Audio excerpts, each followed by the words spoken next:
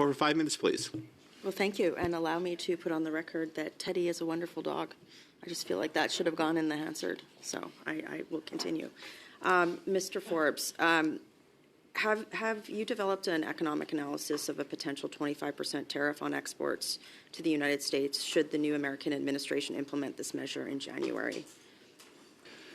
Thanks for the question. We're certainly working on a range of scenarios in terms of what might happen. I mean, this is it's a statement, but obviously the new U.S. administration is not in place. Can you table any interim results that you have on that with this committee? I would have to see what I have available, but we have done some work in this area. Okay, so it's approximately a month away, so that exercise has not been complete yet? I would say it's in some ways it's evergreen, right? I mean, we're trying to figure out as we go exactly how this have will you impact us. forecasted how many jobs would be lost, or the impact on the labor market in Canada should a 25% tariff be implemented on January 20th from the American administration? Thanks for that. Certainly, I would say there's two parts to that question. We don't have final numbers that I could share. We're working both with businesses and provinces and our own models to determine So that impacts. has not been, we're a month away from that, and there is no plan or no economic analysis of that impact complete yet. I would say there's economic analysis that's been done. Who's holding the pen on that analysis right now? Well, the main departments that would be involved would be Global Affairs, the Department of Finance. But who's coordinating it? It's a collaborative process. Is there one person? Like, is there a project management office for this? No, there's no project management office, Okay. but we have So there's some people that are working on it off the corner of their desk. Would that be an accurate characterization? Thanks for the question, but no, I wouldn't characterize it that way. So who's in charge of that? Well, You? officials report to the cabinet. There's a cabinet committee on Canada-U.S. relations, which is So who's chaired, on that cabinet committee right now? well, it's chaired by Minister LeBlanc. There is a number of other ministers. So the fresh cabinet minister, as of yesterday, I got it. I think it's pretty clear that we don't have an analysis on that done. That's wild. I really hope you guys get on that for the sake of this country. Does your budgetary forecast for fiscal year 2024-2025 include additional spending to meet Canada's 2% NATO commitment?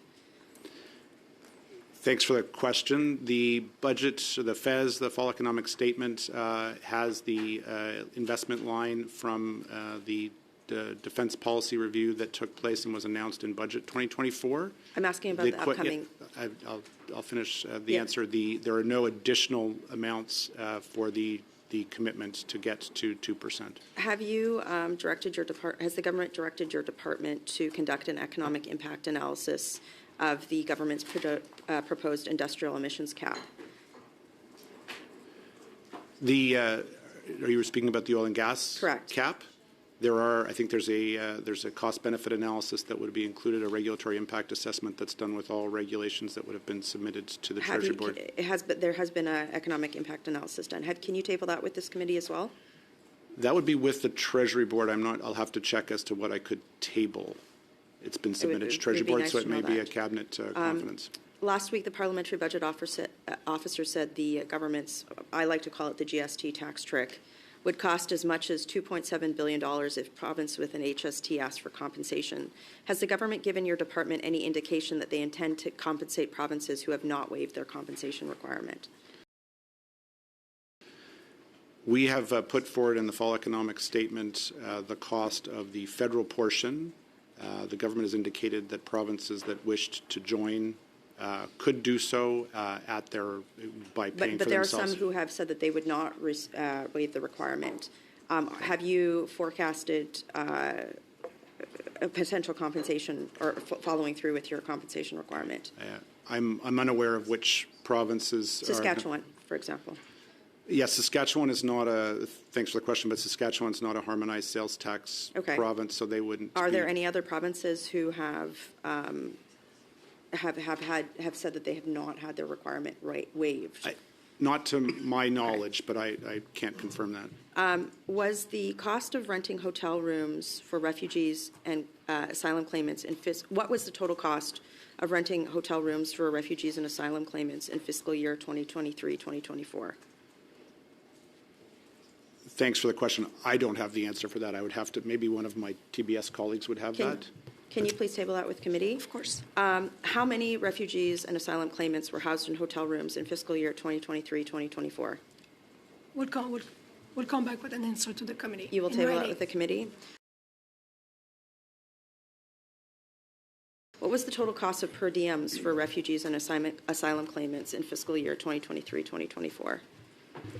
We'll come back to the committee with an answer. Thank you. Thank you. That is your time, Ms. Thank you. Rempel-Garner. Suivant, c'est M. Drouin pour 5 minutes, s'il vous plaît. Merci beaucoup.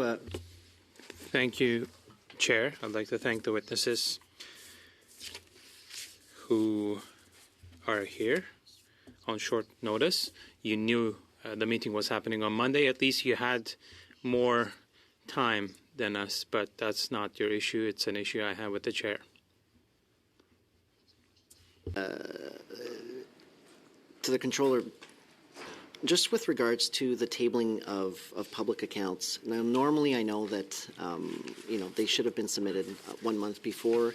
You've raised large financial transactions as a potential excuse as to the reason, the rationale as to why we couldn't table the public accounts in time. But understanding that, how are you changing? Are you guys changing your internal processes to ensure that we do table public accounts in a timely fashion, and we do respect that October 15th date that we had set out from this committee that we had set out to respect?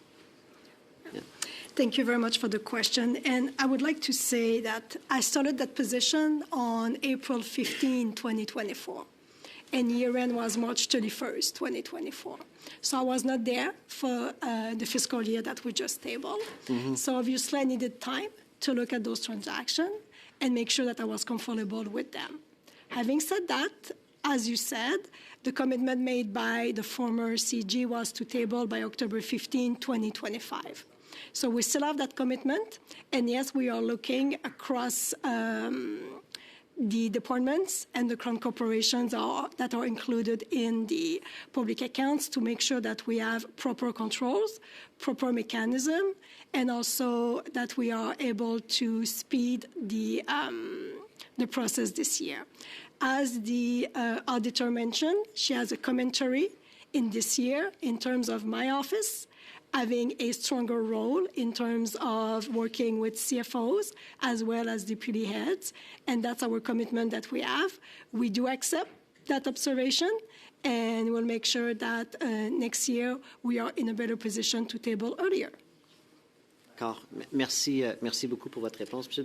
Thank you very much for your answer. Mr. Chair, I'd like to move a motion. It's very quick. I hope the committee will be able to deal with it quickly, and then we'll be able to get back to the questions. Now, you can maybe see this coming because we seem to be having issues getting information, so I seem to need to put guardrails around your chairmanship, Mr. Chair. So that's only because we want to get to do information in line, with the exception of a meeting called for 104.6, that no member of the committee will be called into a meeting during the holiday break period. So it's very short, the motion, but this is just to put guardrails, if you will, around your position as the chair, because I cannot keep working like this. Motion is out of order. We're here to hear from witnesses today, Mr. Drouin. This is not time for committee business, so I'm ruling your motion out of order. And Chair. I will... Chair, I challenge your ruling. Ms. Claudia, you say point of order, Point of order. And then you get the floor. I challenge your ruling. The ruling is being challenged, and we will hear from members if we wish to continue hearing from witnesses, or if we wish to turn to debate this matter about working in January.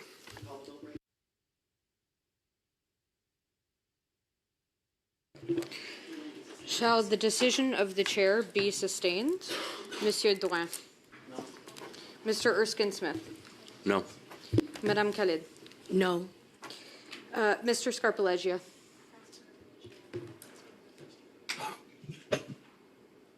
No. Ms. Yip. No. Mr. Macaulay. Yes. Mr. Nader. Yes. Ms. Rumpelgarner. It's fine. Yes. You're fine. Madame Sinclair Desgagnés. Oui. Mr. Cannings. No.